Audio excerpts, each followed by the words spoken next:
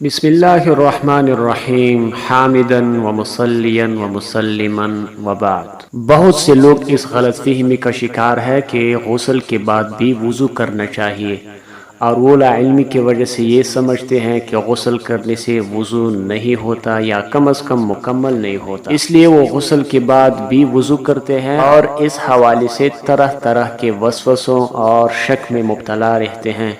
हकीकत यह है कि ये महज गलत फहमी है जिसकी शरीयत में कोई हकीकत नहीं। गुस्ल के बाद वज़ू करने से मुतालिक दुरुस्त मसला ये है कि गुस्ल के शुरू में वज़ू करना मसनून है, ये सुन्नत अमल है, इसलिए गुस्ल करने के बाद वज़ू करने की चंदा ज़रूरत नहीं है। और अगर किसी ने गुस्ल के शुरू में वज़ू नहीं किया तब भी गुस्ल के बाद वज़ू करने की ज़रूरत नहीं है, क्योंकि तमाम बदन पानी डालने से तर हो गया, वज़ू के तमाम आज़ा गीले हो गए तो इसमें वज़ू भी हो गया।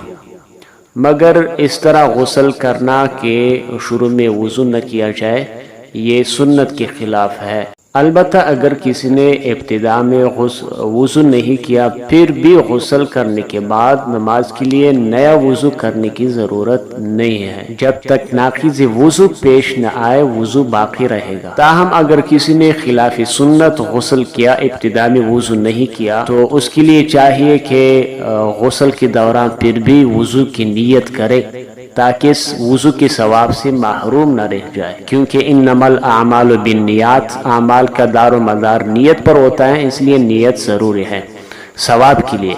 लेकिन अगर किसी ने गुस्ल के इब्तिदा में वज़ू भी नहीं किया और गुस्ल के दौरान वज़ू की नीयत भी नहीं की, फिर भी यही गुस्ल वज़ू के लिए काफ़ी है, नमाज और तिलावत वगैरह के लिए नया वज़ू करने की ज़रूरत नहीं है, क्योंकि वज़ू के लिए नीयत ज़रूरी नहीं है।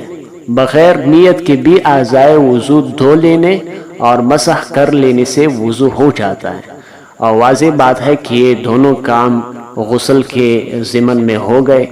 अलबत्ता नीयत न करने की वजह से वज़ू का सवाब नहीं मिलेगा।